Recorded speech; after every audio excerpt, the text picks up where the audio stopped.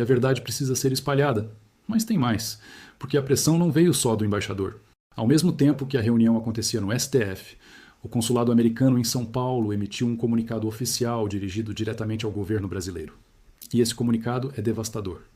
Vou ler alguns trechos para você.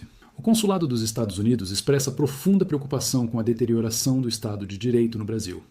A prisão arbitrária de líderes políticos de oposição é característica de regimes autoritários, não de democracias. Os Estados Unidos não podem e não vão ficar em silêncio diante de violações flagrantes aos direitos humanos.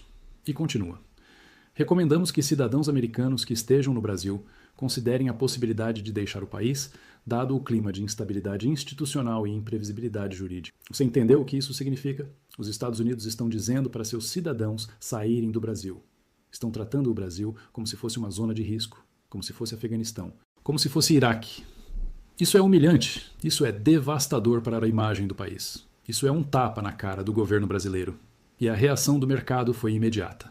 A Bolsa de Valores despencou mais 4% só na última hora. O dólar bateu em R$ 6,20.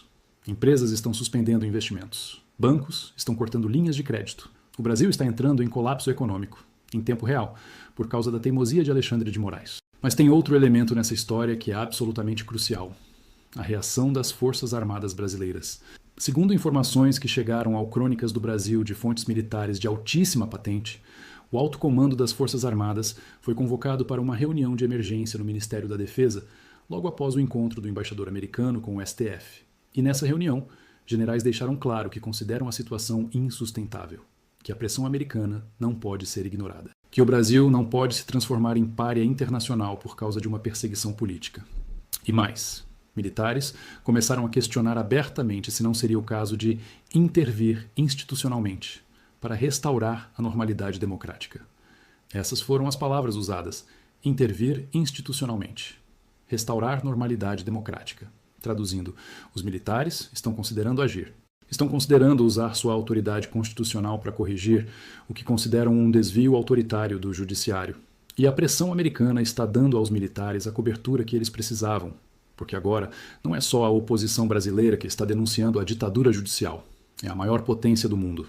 É impossível ignorar. O general Tomás Paiva, comandante do Exército, teria dito em reunião reservada, segundo vazamentos, que chegou a hora de as Forças Armadas cumprirem seu papel constitucional de garantidoras da lei e da ordem.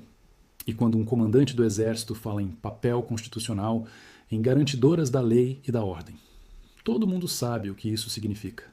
Mas voltando à pressão americana, tem ainda outro movimento que está acontecendo simultaneamente: a articulação no Congresso Nacional. Senadores e deputados, mesmo aqueles que não são bolsonaristas, estão apavorados com as consequências econômicas da crise diplomática. Eles sabem que se o Brasil for sancionado pelos Estados Unidos, se a economia entrar em colapso, eles vão pagar o preço nas próximas eleições. Por isso, um grupo de parlamentares já está preparando um projeto de lei de urgência, urgentíssima, para garantir a liberdade de Bolsonaro. Estão falando em anistia ampla, estão falando em anular todos os processos políticos, estão falando em fazer o que for necessário para acalmar os americanos.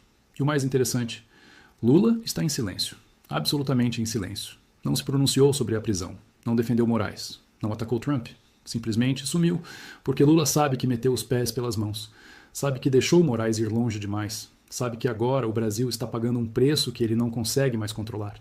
E tem fontes dentro do Palácio do Planalto dizendo que Lula está furioso com Moraes, que está considerando lavar as mãos e deixar o ministro do STF se virar sozinho, que não vai queimar o governo dele para salvar a pele de Moraes.